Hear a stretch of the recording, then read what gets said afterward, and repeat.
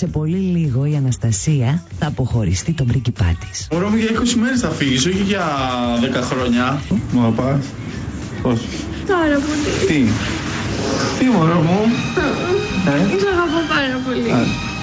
Τι να κάνει η Αναστασία? Τον παράτησε αναγκαστικά. Τι κλαις?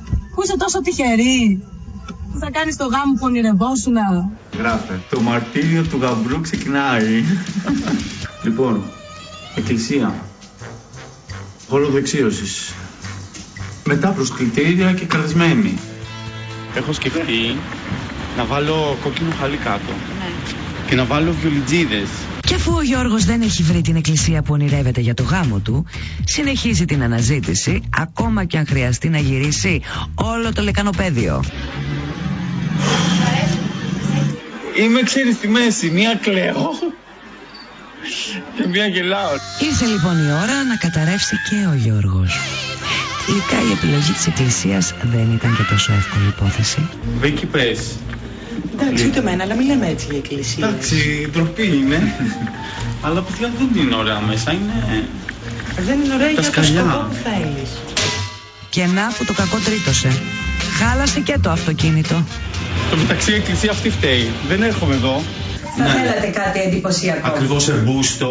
Ναι, το αντιλαμβάνω. Και με κάποιες διαφάνειες και τα στρας μ' αρέσουνε. Να μην είναι όμως και πολύ φορτωμένο, δηλαδή να είναι έτσι κάτω, έτσι να κάνει διαφορά. Και θα ήθελα το κάτω να είναι ταυτάς, αλλά να είναι έτσι πρικυπικό, δηλαδή θέλει να είναι βασίλισσα, να λάμπει. Με μια κορώνα. Έχω αγωνία. Έλα, άνοιξε ένα.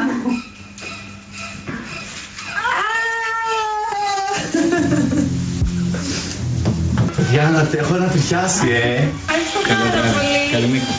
Το σκυλάκι. Και συνήθως η Αναστασία καταραίει. Δηλαδή με το που τη σκέφτομαι και δεν ξέρω τι κάνει, που δεν την έχω ακούσει καθόλου και τέτοια, έχω τρελαθεί.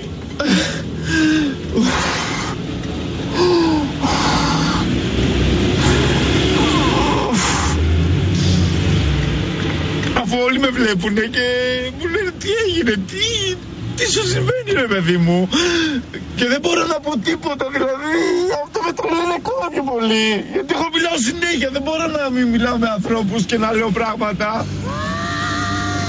Λίγο αργότερα και η Αναστασία μαζί με τη μητέρα της πηγαίνει για τις άδειες στην εκκλησία που θα γίνει ο γάμος. Πάλι κλαίω ρε γάμο το κέρατο. Αχ, ούτε έπαθα πάλι. Άντε να τη συνεφέρω. Ο γαμπρός επιτέλους ήρθε η ώρα να ντυθεί γαμπρός.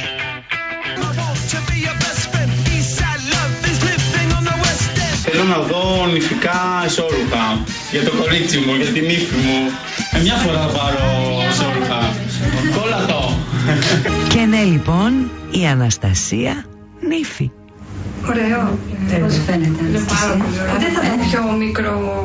Θέλεις να σου φορέσω και μια πιο μικρή κορονίτσα? Μ' αρέσει που είναι μεγάλη. Πολύ ωραία. Γι' αυτό θέλω μεγάλη κορώνα. Πολύ ωραία. Η χαρά της Αναστασίας δεν περιγράφεται μόλις αντικρίζει τη λιμουζίνα. Ο γαμπρός βρίσκεται στη θέση του.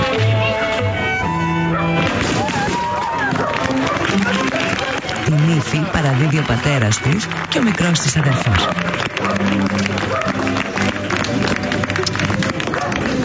Ήρθαμε να σου παραδώσουμε τη βασίλισσα των ονείρων σου και το πριγκιπόπουλο που ονειρευόταν η Αναστασία. Το βρήκε. Το βρήκε. Αυτό έχει σημασία.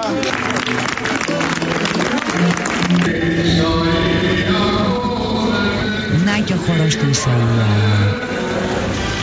Μετά από 3 εβδομάδες ο Γιώργος και η Αναστασία επιτέλους παντρεύτηκαν.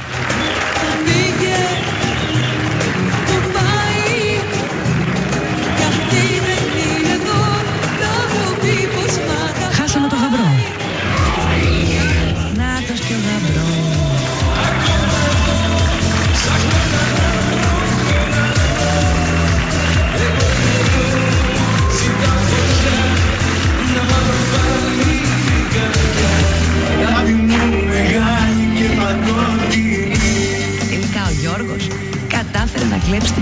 με όλη την διοργάνωση του γάμου του.